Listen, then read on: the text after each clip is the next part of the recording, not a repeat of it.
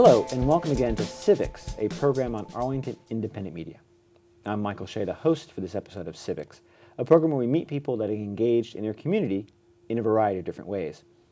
And today we're very happy to be joined by Todd McCracken, who's a longtime school volunteer. He served on the school board briefly, and he's done a number of things in the community. Todd, thanks for coming on the program. Thanks for having me. It's good All right. to be here. Todd, now you're originally from New Mexico, but I am. what was the first time you can remember being involved in your community? You know, actually, it was here in Arlington. Okay. When we first time we bought a place, we had lived in a condo in Fairlington, and I got involved in the Building and Grounds Committee, which is interesting. That I thought someone asked me if I'd volunteer. I said, sure, I'll spend some time on worrying about where we put our plants and so forth. Unbeknownst to me, though, just before I joined, there had been a decision by this Building and Grounds Committee to chop down a tree that proved to be an enormous controversy for the condo association, because the people it was a tree that probably ought to go because it was split and it might fall down soon and all that, but it came to this huge debate around process, who decided the tree would come down. Right. Who did we consult first? Was the person who consulted us with the tree the person who was going to make money by the tree coming down? And so when I look back, it was an interesting little microcosm of all kinds of these public policy issues. And how do we decide who gets to decide? How do you involve your public in the decision? And it was very heated and emotional, this tree decision. And it really, I think, got me prepared in many ways for a lot of the same kinds of issues writ in a little bit larger scale that we've worked with in schools and other places. Right. It was interesting. I always have a lot of admiration for people like you who, faced with committees like that, will get involved, because that sounds like that might have been an interesting time, but a lot of times the meetings are probably very... Well, you see, I didn't know what I was getting into. Yeah. The tree decision had been taken before I joined, but it hadn't yet become controversial. It was a subsequent meeting, so I was completely unprepared for what I was stepping into, but found it to be kind of interesting in a way. And it has got at sort of this core interest of mine in all these public local issues, which is how do you balance broader needs and decision making with the more local specific interest of a neighborhood or a homeowner or somebody else. What some people might call the NIMBY faction. How do you balance those things? Right. And that, I think, for Arlington, I think, is one of our central challenges right now. Oh yes, many challenges. Now you also bring to that, on the professional side, you have some experience with public policy. So, as a young person, I was very interested in all manner of public policy issues, and that's why I wound up moving to Washington in the first place, because I wanted to work in public policy. But it was always on big national issues. And when I was younger, I was really interested in, especially international affairs, and I became a little more interested in domestic affairs. And it's kind of interesting now that I spend so much time on very local affairs, because I feel like the older I get, the more sort of narrow my focus is on more local issues. But I've always had an interest just in public policy concepts. Right now, and I have for quite some time, I work for a group called the National Small Business Association. And so we advocate for small companies on a wide range of issues. And that's one of the things that keeps it interesting, because we work on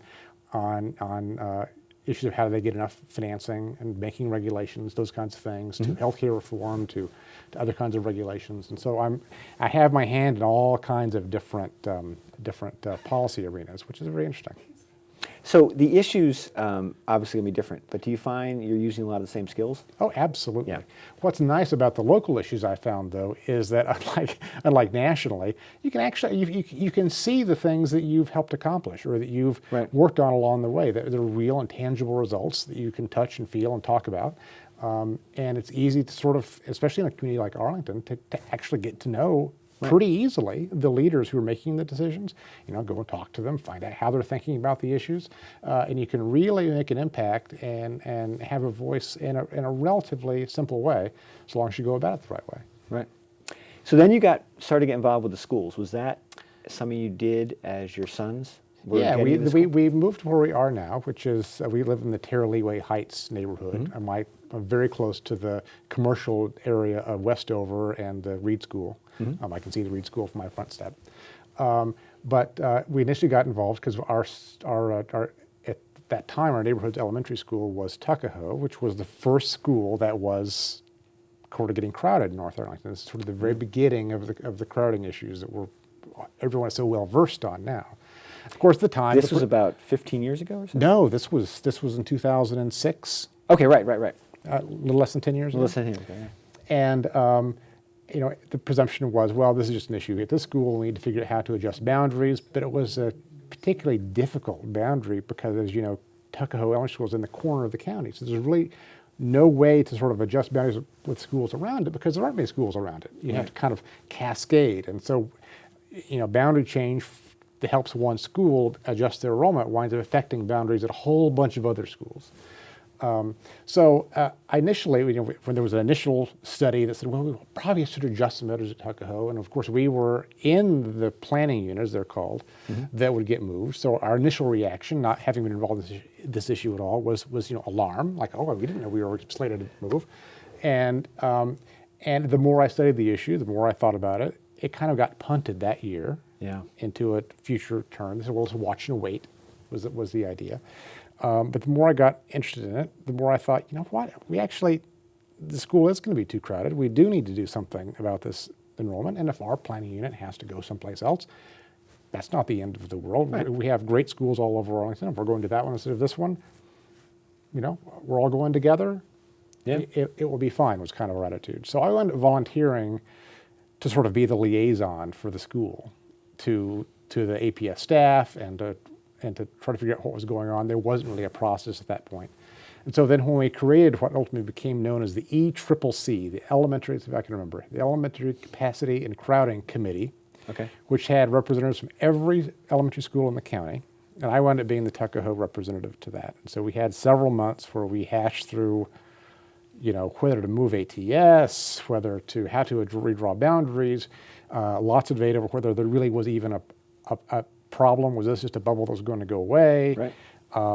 And so that was sort of my trial by fire, as you will, because it was a very contentious, I'd argue in retrospect, rather dysfunctional process because of the way it was structured and the kind of charge we were given. Right. And it created a lot of hard feelings and dissension in the community, and it was a fairly negative process. And so people have often asked me, why didn't you just, having gotten through that, why didn't you just go do something else? And I have to admit it was tempting.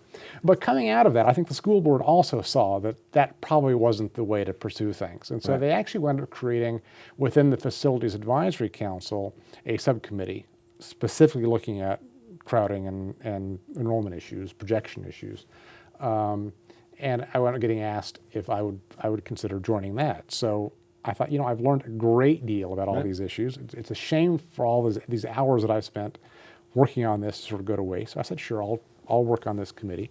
And that's kind of was really the beginning of my involvement in all these school issues. What other committees did you then go on to? Well, I ultimately became the chair of that subcommittee, which we wound up calling the Projection and Capacity Subcommittee of the FAC. And then I ultimately chaired the Facilities Advisory Council as well.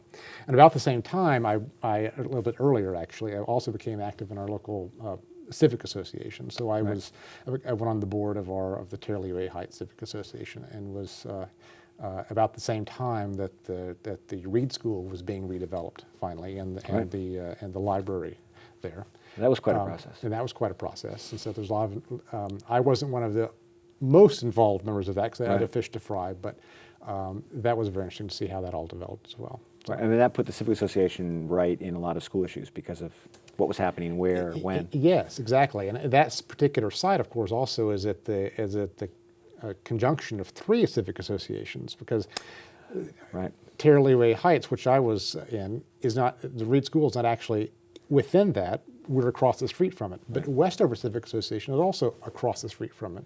And then Highland Park Overly Knolls is actually part of it. So there's three that are right there that all are interested in what happens in that area, which makes it always a particularly interesting site. A lively debate. That's right.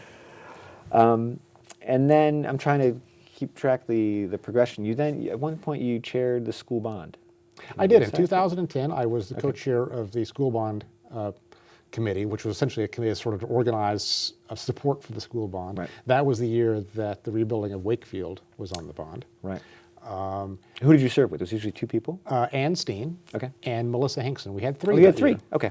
So there were three of us who worked on it, which was the first time, and I think the only time so far that that's happened. But but it actually worked out really well. We had a really good time, and we met lots of people, and participated in all the public debates. So not all of them, but most of the debates, I should say. There are a lot. But most of them reserved Yeah. some room for us to come and, basically give our pitch about the bond and take questions from the participants and about it. And of course, that was the last school bond that we've had that was really about rebuilding and refurbishing, not about how do we add capacity. Right. I mean, and that probably is the last bond for the foreseeable future that will be about just refurbishing and rebuilding. Did that take a lot of time? It sounds like a big commitment. It took a lot of time because we spent a lot of time gathering support from lots of organizations. So we went to lots of individuals and organizations to get their support for the bond, from the political parties to the Chamber of Commerce to all the PTAs of the various elementary schools and high schools and middle schools, and other civic organizations to gather their support. We did very well. We got support from virtually every notable organization in the county, and individual support from lots of other folks. And then we took out, ads in the newspapers and had yard signs made and all this. So it was a political campaign at its root, and it had all those things. It just was not one where we were fighting against an opponent. Just building support, which was the opponent would be nice. defeat of the bond. Yeah, would be the opponent. But and it was so you do that. Is that just the fall, or how long were you engaged in that? We started over the summer, so we mostly did organizational stuff over the summer, but it was mainly a fall activity. Yeah. Then we had volunteers at the polls and had flyers and handouts at the polls the day of the bond and all that. So no, I admire you for doing it. And every couple of years, I guess, is when they put a bond for the school. So people step up and yeah, exactly, exactly. And of course, people say, well, why are you doing this? Because the school bond always passes with a healthy margin. Do you really need a campaign? Do you really need to educate people? But I do think it's really important for people to know what they're voting for, why it's important, and to maintain public support. Because what you would see, I think, if public support ever began to diminish with the school bond, is that there would be people who might actually mount a campaign against it, because they might see, oh, there's an opportunity here to defeat the bond. And you might see organized opposition develop. And it's very important, I think, for the future of our schools, especially given the crowding that we have and project, that not happen. I think it also is a great opportunity to engage the community on the specific issues behind the bond. That's right. Because up to that point, it's really the activists and smaller groups who have done a lot of the thinking and the talking and the discussion. I think that's right. Yeah. So you get a great opportunity to go out and see. You go out and you're able to educate people, answer their questions, because a lot of people don't understand how bonds work often. A lot of people don't even realize that a bond actually is a loan. That it means that you're borrowing money from people who are willing to loan you the money out there, who are buying the bond. And folks also don't realize how specific the bond is. Can bond money that we raise for this purpose, if the needs change, can we use it for something else? And what's the guarantee that you use it for this? And how do we know you're not going to ask for more? And all those questions came up. And I think those are all really good questions that the public needs to kind of understand how all that works. And it's an opportunity for that to happen that might not happen otherwise. Right. I mean, you don't want the bond to be so specific that if conditions change, you can't adjust. But the purposes is what it's specific. That's for. right. That's what's bound by. That's right. Is what the purposes are. Right. So what, you got involved with the facilities committee. That's right. About when? 2008. Okay, so we're My still first year. We're still in that period of, wondering if all this growth is going to continue. We've learned it has. And that was something that is interesting coming out of the bond campaign, because I chaired the bond campaign, and as that's progressing, I mean, the county board and the school board have already made the decision to rebuild Wakefield High School. Right. It was the last high school to get rebuilt. One of the last high schools, one of the last schools in the county over the last 20 years to have received bond money for a significant upgrade or rebuild. It was something that I think most everyone thought was necessary.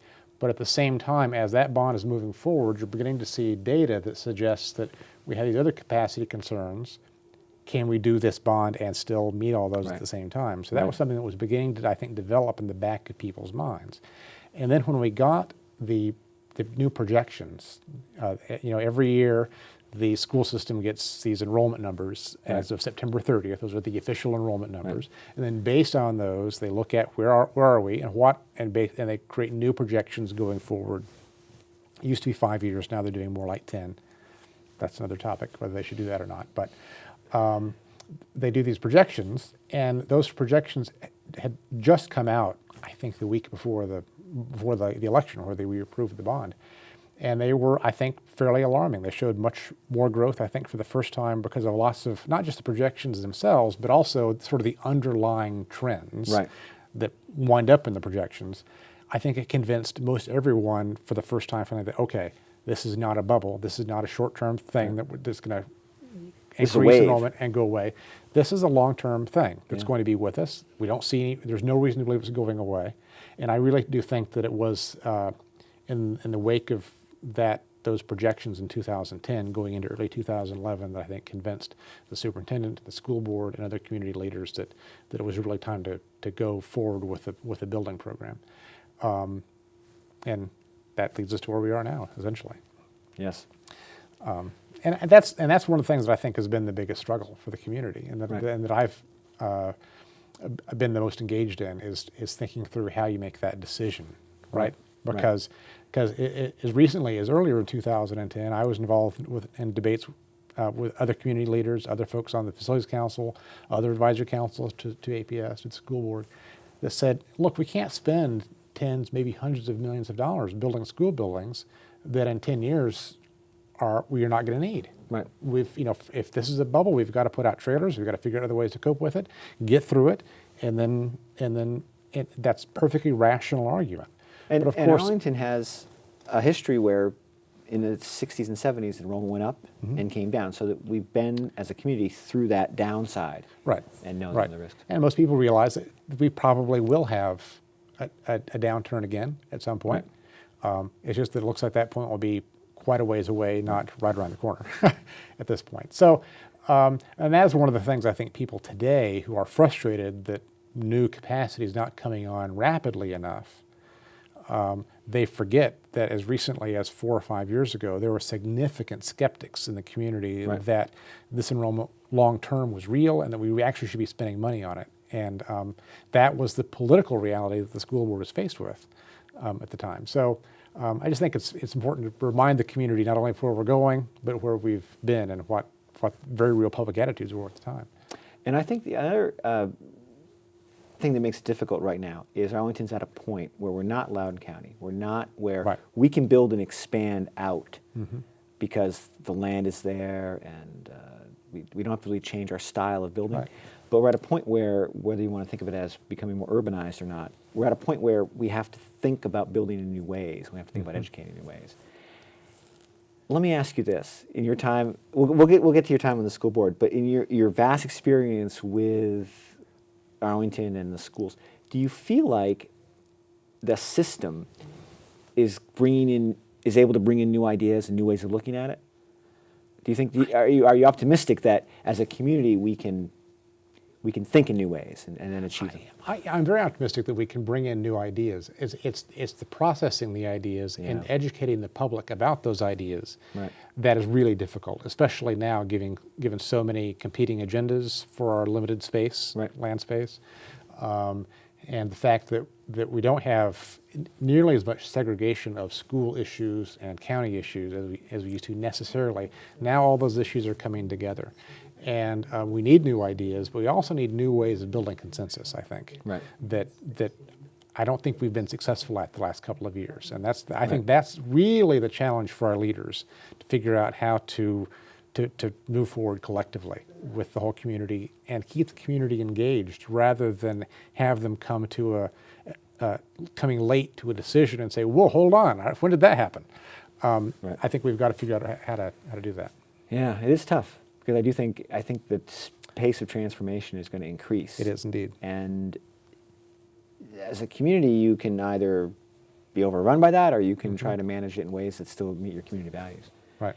And it's a tough. And it's difficult, especially for Arlington, because we have had such a long history of deep public community involvement in the most mundane issues. I mean, the community is involved in virtually everything. And that's the way I think most people want it and expect it.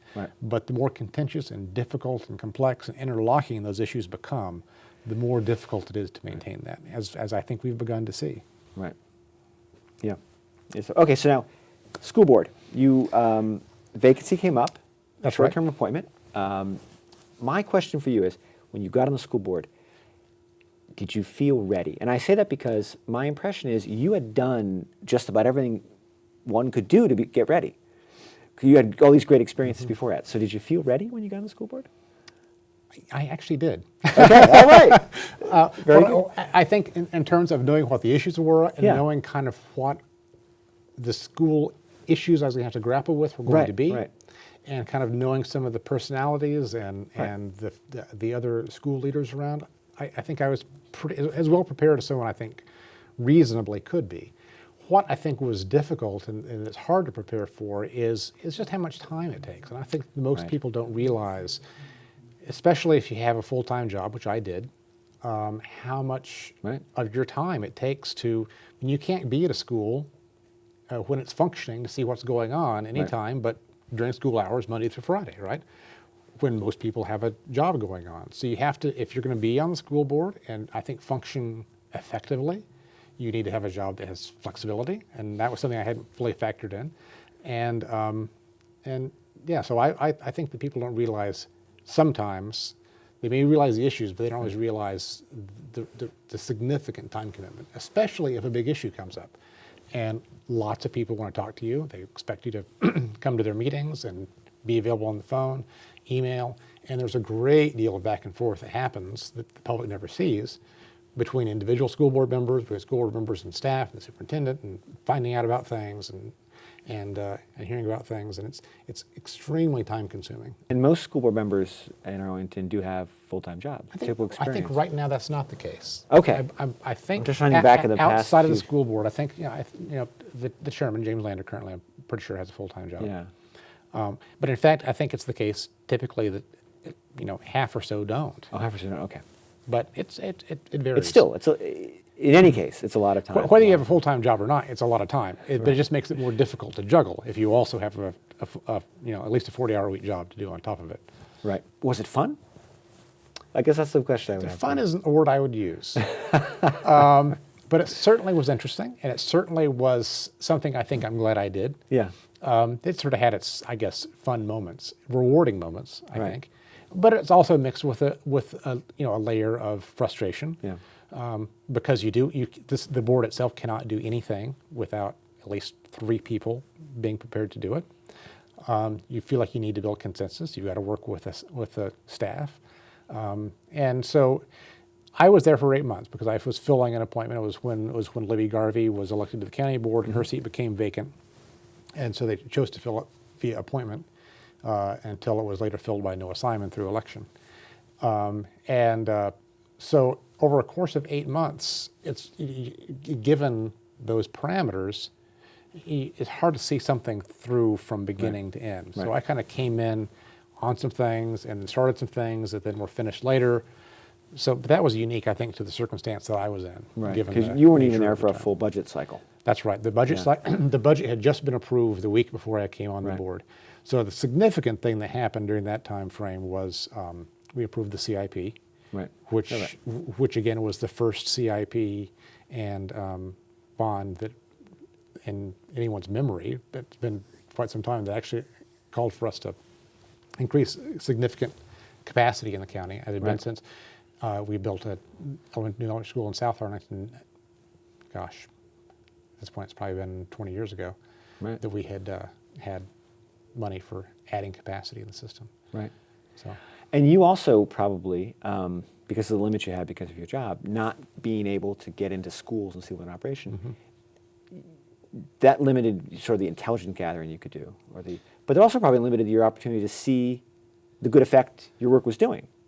The rewarding fact by seeing students and... To a degree, although I did make a point of my job since I'm able to have some flexibility. So I wasn't like I didn't come out. There were lots of daytime things that I made time for and came in for. I came in to Arlington.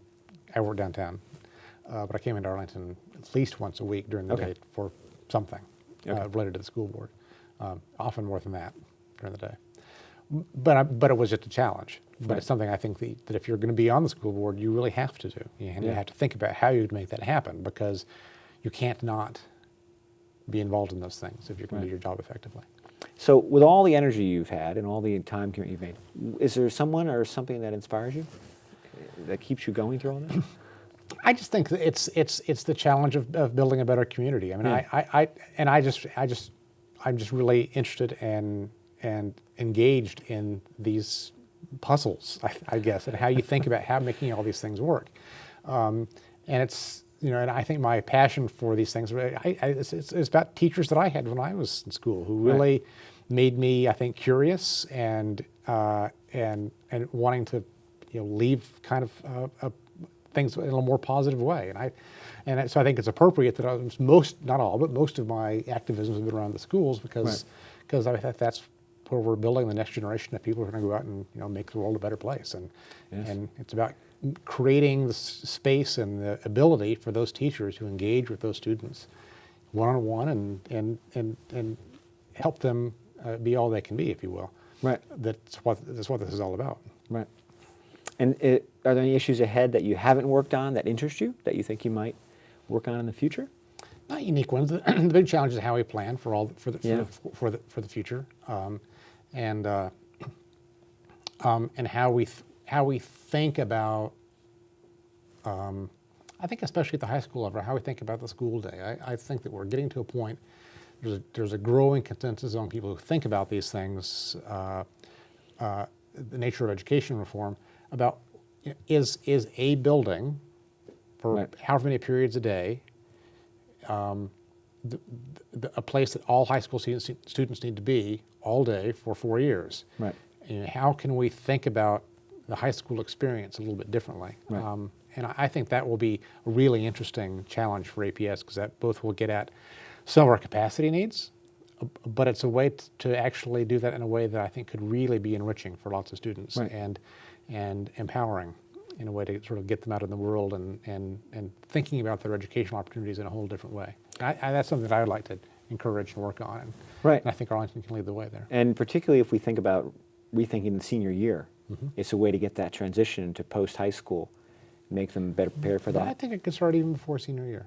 Oh, I could. I don't know. Have you met some of these freshmen in Southwest? Yes, I know them. I know them. I didn't say freshmen. Okay. All right. That's fair enough then. I think that's true because a lot of times the discussions in terms of the capacity are very short term. We have a projection, and given our current class size, what do we need? Given what we do now. Yeah, what we do now. But it's time to stop and rethink. Why are we doing this? Right. And is this what we're going to keep doing forever? So the question then is, can we rethink how we do things faster than we can build? I guess that's the way to... That is exactly correct. Yeah. And that is where we are. Yeah. That's exactly where we are. And can we rethink ourselves while we're working on all these other things? Do we have the capacity to juggle that many things while we're also figuring out how much of our land we want to use for schools versus parks versus other uses, while we're trying to figure out how much money we want to spend on schools versus other uses? Do we want to raise our taxes to pay for that or cut other things to pay for that? And all those things are bound up together, and we're going to be running multiple processes at the same time at the county and schools level to figure all these things out, and they've all got to be talking to each other. And that's why I say that's the challenge, because I think we do have, as a community, we have the brain power to work all this through, but do we have the institutional coordination? Yeah. I think we have to rethink our institutions at some level to make that work. All right. Well, we're going to have you back to talk about these big, far-ranging issues. Or we'll have you back in 10 years and talk about how it all failed. I don't know whichever it turns out. Well, thank you for coming on the program. Absolutely. I also want to thank our volunteer crew here at Arlington Independent Media, Heff Munson, Moon Harrison, Hilary Freer, and Steve Cordle. They've been great. But most of all, I do want to thank Todd McCracken for working so hard and so long to make the community and the schools a better place to live. Thank you, Michael. All right, thank you.